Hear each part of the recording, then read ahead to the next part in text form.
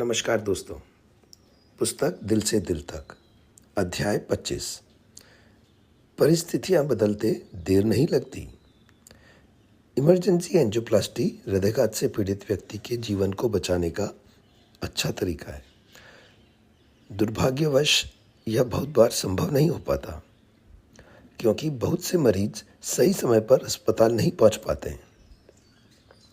बहुत से अस्पतालों में यह सुविधा भी नहीं होती है और फिर यह अत्यधिक महंगी भी होती है।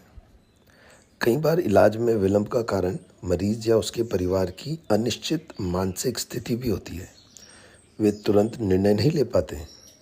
इन कारणों से हमारे देश में 5% से कम ही मरीज इमरजेंसी एंजियोप्लास्टी द्वारा अपना तुरंत इलाज करवा पाते हैं। कुछ ही वर्ष पूर्व घटी इसी तरह की एक घटना मेरे स्मृति में आ रही है। रात को 2 बजे मेरे पास फ़ोन आया कि एक हृदयाघात के मरीज़ आए और काफ़ी तकलीफ़ में हैं।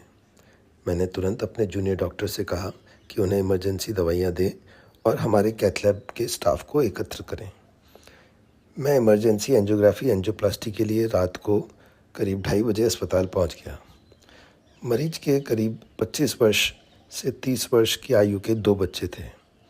वे सुशिक्षित लग रहे थे। मैंने उन्हें स्थिति से अवगत करवाते हुए कहा कि हम मरीज़ की एंजियोग्राफी और एंजियोप्लास्टी करने जा रहे हैं। मुझे लगा कि वे तुरंत तैयार हो जाएंगे। मुझे आश्चर्य हुआ जब बच्चों ने कहा, डॉक्टर साहब, अभी तो हम इलाज के लिए कोई निर्णय नहीं ले पाएंगे और इसलिए ये सभी इलाज रोक दें।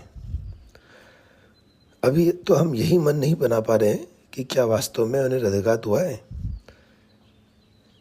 हमें तो लग रहा है कि पिताजी को सिर्फ गैस की शिकायत है, लेकिन आप तो बड़ी बड़ी बातें बता रहे हैं। मैं सुन के हैरान था। मैंने अपनी तरफ से उन बच्चों को समझाने की कोशिश की, लेकिन वे नहीं माने। इधर मरीज की तबीयत लगातार खराब होती गई। मुझे बच्चों को स्पष्ट शब्दों में कहना पड़ा कि यदि आप निर्णय लेने में देर करेंगे तो आपके पिताजी की मृत्यु भी हो सकती है। आप स्थिति की गंभीरता को समझने का प्रयास करें। मेरी बातें सुनकर बड़ा लड़का थोड़ा नाराज़ हो गया और उसने कहा, अरे आप तो हमें डराने का प्रयास कर रहे हैं। उस लड़के के शब्द और लहजा शिष्ट नहीं लग रहे थे। मुझे अफसोस था कि दोनों पुत्र मेरी बात नहीं समझ पाए। आधी रात को हमारी सारी टीम बेसब्री से इंतज़ार करती रही कि कब मरीज़ के घर वाले इलाज के लिए तैयार हों, और समय था कि निकलता जा रहा था।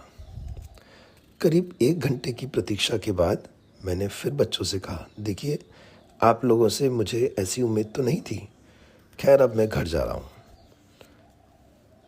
उसी वक्त उस परिवार के अहमदाबाद स्थित किसी डॉक्टर से मेरी फ़ोन पे बात हुई।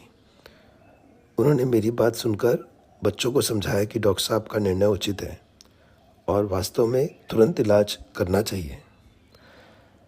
अब तक मरीज की हालत और ख़राब हो चुकी थी, लेकिन मैंने तुरंत बच्चों से सहमति लेकर उन्हें कैथ लैब में शिफ्ट किया और इमरजेंसी एंजियोप्लास्टी की।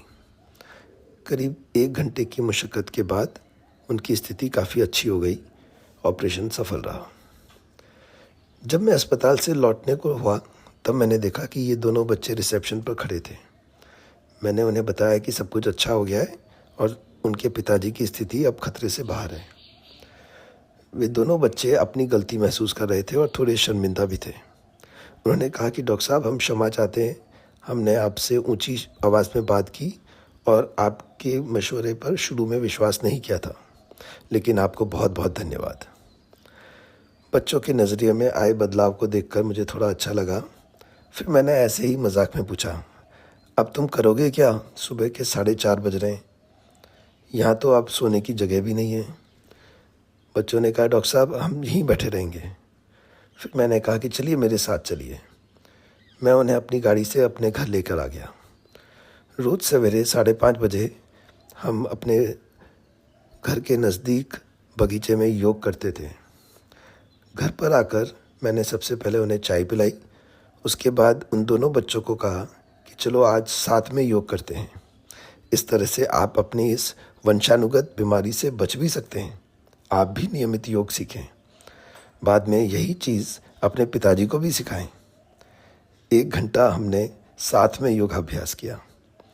बाद में वे मेरी माँ और पत्नी से मिलकर अस्पताल लौटे।